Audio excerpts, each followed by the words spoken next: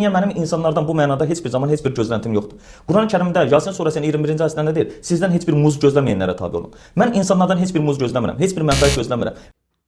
Budur, dəyərli xalqımız, Elşad Mirinin öz dili ilə dinləyərsiniz.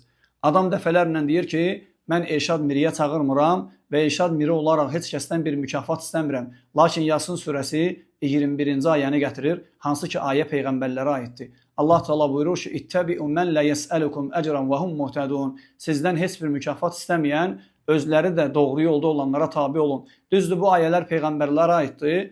Yaxşı, indi Elşad Miri özü üçün gətirir. İndi baxın, adam dəfələrlə deyir ki, mən Elşad Miriyə dəvət eləmirəm, mükafat da istəmirəm.